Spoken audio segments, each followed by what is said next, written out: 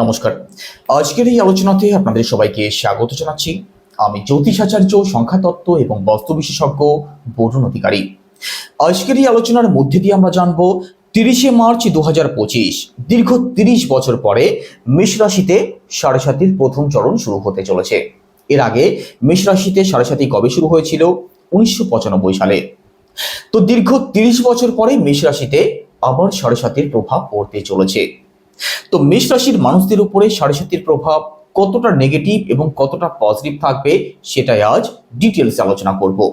তো সম্পূর্ণ ভিডিওটি অবশ্যই দেখবেন। আলোচনা যদি ভালো লাগে লাইক, কমেন্ট এবং শেয়ার করতে পারেন।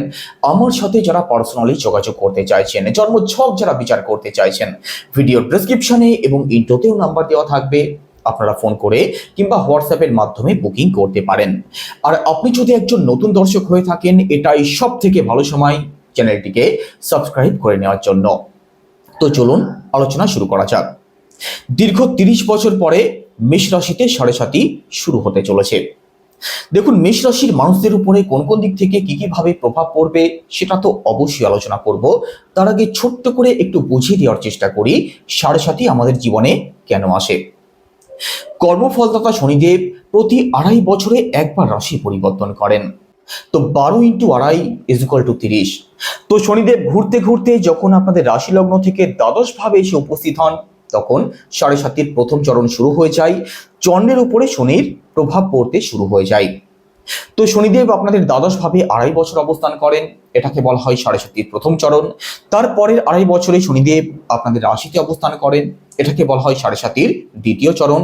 তারপরের 2.5 বছরে শনিদেব রাশি পরিবর্তন করে আপনাদের সেকেন্ড হাউসে অবস্থান করেন, এটাকে বলা হয় সাড়ে সাতির তৃতীয় চরণ। অর্থাৎ এক একটি রাশিতে সাড়ে সাতির প্রভাব থাকে দীর্ঘ 7.5 বছর। শনি যখন চন্দ্রের আগে, চন্দ্রের সাথে এবং চন্দ্রের এক ঘর পরে অবস্থান করেন, তখন চন্দ্রের উপরে শনির মারাত্মক একটা নেগেটিভ প্রভাব চলে আসে। কারণ জ্যোতিষশাস্ত্র মতে শনি এবং চন্দ্র কিন্তু অ্যান্টি প্ল্যানেট, একে অপরের শত্রু। তো চন্দ্র হচ্ছে আমাদের মনের কারক, আর শনি কষ্টের কারক, শনি দুঃখের কারক, শনি অন্ধকারের কারক। তো সাড়ে সাতি চলাকালীন শনির প্রভাব যেহেতু চন্দ্রের উপরে পড়ে, অর্থাৎ নেগেটিভ একটি গ্রহের প্রভাব যেহেতু আমাদের মনের উপরে পড়ে, তো যে কোনো বিষয় নিয়ে tension, headache, over thinking, negative চিন্তা ভাবনা, যে কোনো কারণে এনজাইটির শিকার কিন্তু হতে দেখা যায়। তাই বলে এটা ভাববেন না যে সারা পৃথিবীর চিন্তা আপনার মাথার মধ্যে ঢুকে যাবে। শনিদেব যখন অ্যাক্টিভ হয়ে যায়, শনিদেবের প্রভাব যখন চন্দ্রের উপরে পড়তে শুরু হয়, মানুষ সেই সব বিষয়েও চিন্তা করতে শুরু করে যে বিষয়ে চিন্তা না করলেও চলে। চিন্তা ভাবনার স্তরটাকে শনিদেব অনেক অংশে বাড়িয়ে দেয়, ঘরের থেকে টেনে বার করে। যারা বসে থাকে তাদের জন্য বিশেষ করে শনিদেবের প্রভাব মারাত্মকভাবে কিন্তু নেগেটিভ হয়। যারা কাজ করতে চায় না, তাদেরকে শনিদেব সাড়ে সাতি চলাকালীন ঘরের থেকে টেনে বার করে, বলে কি, যা এবার কাজ কর, না হলে কিন্তু এর থেকে মুক্তি নেই। তো প্রতিটা মানুষের জীবনেই কিন্তু সাড়ে সাতি আসাটা অত্যন্ত প্রয়োজন, কারণ সাড়ে সাতি আপনাদের সামনে একটা আয়না খুলে ধরে। আর সেই আয়নাতে আপনি দেখতে পান কে আপন, কে পর, কে আপনাকে ভালোবাসে, কে না বাসে। যে আপনার বন্ধুর মুখোশ পরে এতদিন ছিল, সে কিন্তু মুখোশ থেকে বেরিয়ে আসে। তো সাড়ে সাতিকে ভয় পাওয়ার কিছু নেই। সাড়ে সাতিকে যে বুঝে যাবে, সাড়ে সাতিকে যে ভালোবাসবে, শনিদেবকে যে বুঝতে শুরু করবে, সে সাড়ে সাতিকেও জয় করতে পারবে। শনিদেব হচ্ছেন ন্যায়ের দেবতা, কর্মফলদাতা। শনিদেব একজন ভালো বিচারক। তো একজন ভালো বিচারক যেমন সমস্ত বিষয়টাকে সুন্দরভাবে বিচার করার ক্ষমতা রাখে, শনিদেব ঠিকই তেমন। কারণ শনিদেবের দৃষ্টি থেকে কিন্তু কোনো কিছুই এড়িয়ে যায় না। তাই বিশ্ব ব্রহ্মাণ্ড শনিদেবের দৃষ্টিকে কিন্তু অত্যন্ত ভয় পায়। সাড়ে সাতি চলাকালীন আপনার জীবনে পজিটিভ ফল প্রাপ্তি হবে না নেগেটিভ ফল প্রাপ্তি হবে, আপনি রাজা হবেন না ভিখারি হবেন, সেটা সম্পূর্ণভাবে নির্ভর করবে আপনি কি কর্ম করছেন, আপনি কি কর্ম করেছেন। আপনার জন্মছকে শনিদেব কি অবস্থায় আছেন, শত্রুক্ষেত্রীয় আছেন না অত্যন্ত ভালো অবস্থায় আছেন, শনিদেব উচ্চস্থ আছেন না রেট্রোগেট আছেন, আপনি পূর্বজন্মে কি কর্ম করে এসেছেন। তো এই সমস্ত কিছুর উপরে সাড়ে সাতির প্রভাব নির্ভর করবে আপনি কতটা কি পজিটিভ এবং নেগেটিভ ফল প্রাপ্তি করতে চলেছেন। তো আপনার জন্মছকে যদি শনিদেব অত্যন্ত ভালো অবস্থায় থাকেন, তাদের দুশ্চিন্তার কোনো কারণ নেই। সাড়ে সাতি চলাকালীন তাদের জীবনে তারা উন্নতির শিখরে পৌঁছাবে। তবে যাদের জন্মছকে শনিদেব অত্যন্ত খারাপ অবস্থায় আছেন, যারা কোনো খারাপ কর্মের সাথে যুক্ত আছেন, তাদের জন্য কিন্তু শনিদেব কঠোর হতে চলেছেন। তো চলুন এবার দেখে নেওয়া যাক 30শে মার্চের পরবর্তী সময় সাড়ে সাতির প্রথম চরণ শুরু হয়ে গেলে মেষ রাশির মানুষদের জীবনে কোন কোন দিক থেকে কি কি ভাবে প্রভাব পড়তে পারে। 30শে মার্চ 2025 শনিদেব আপনাদের দ্বাদশ ভাবে প্রবেশ করবেন। তো দ্বাদশ ভাবে শনিদেব প্রবেশ করলে শনিদেবের প্রভাব চন্দ্রের উপরে পড়তে শুরু হয়ে যাবে। তো প্রথমত যে কোনো দিক থেকে টেনশন বাড়বে, হেডেক বাড়বে, ওভার থিঙ্কিং বাড়বে। যে কোনো দিক থেকে খরচের জায়গাটা বৃদ্ধি পাবে, সেটা যে কোনো দিক থেকে হতে পারে।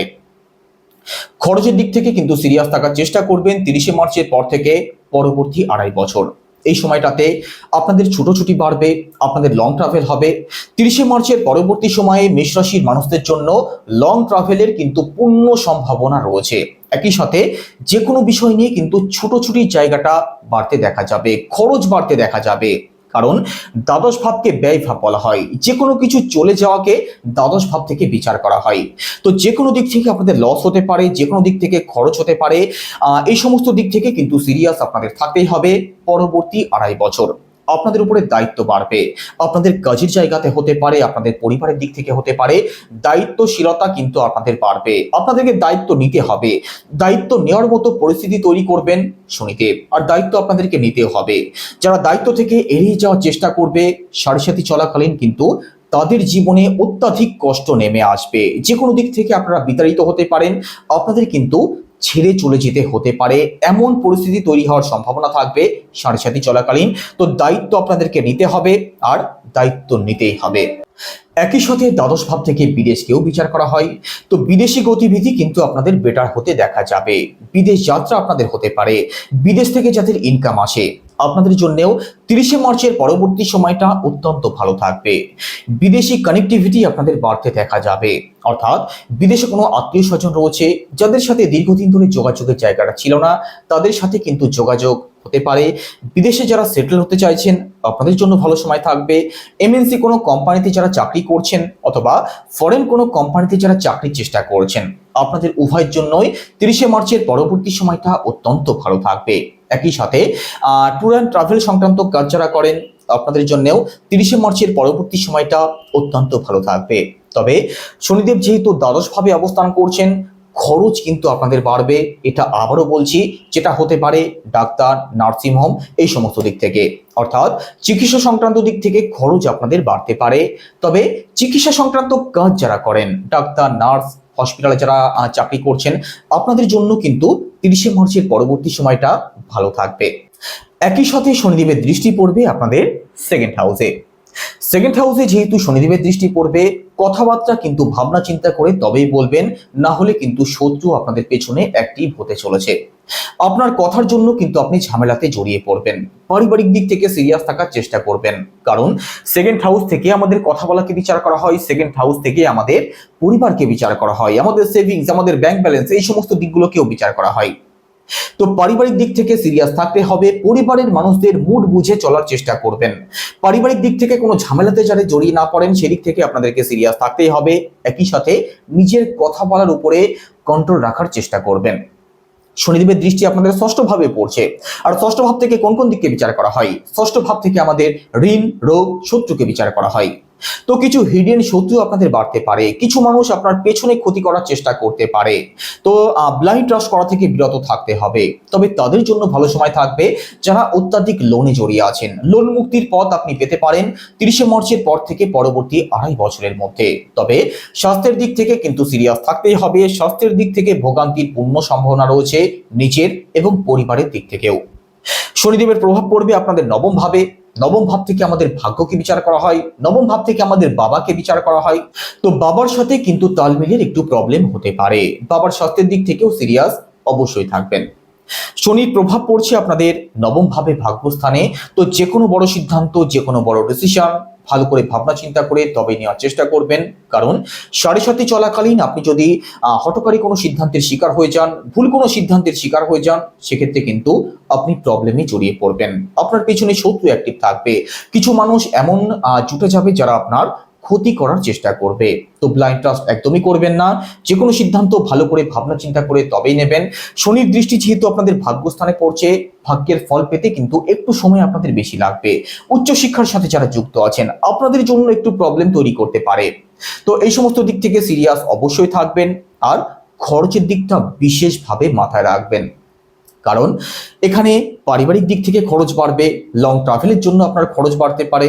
তো সাড়ে সাথী চলাকালীন এই সমস্ত দিক থেকে সিরিয়াস অবশ্যই থাকবেন। তবে আবারও বলছি, সাড়ে সাথী নিয়ে ভয় পাওয়ার কিছু নেই। সাড়ে সাথী বুঝুন কোন কোন দিক থেকে নেগেটিভ প্রভাব পড়তে পারে, সেটা বুঝে শুনে পা ফেলুন, তাহলেই দেখবেন আপনাদের জীবনে কোনো প্রবলেম তৈরি হবে না। সাড়ে সাথী চলাকালীন কি উপায় অবলম্বন করবেন? শনির বীজ মন্ত্র জপ করবেন, সেটা কি ওম প্রাম প্রিম প্রংসা শনিশ্চরায় নমঃ, রোজ 108 বার। একই সাথে সূর্যদেবকে জল অর্পণ করবেন তামার পাত্রে লাল ফুল সহযোগে।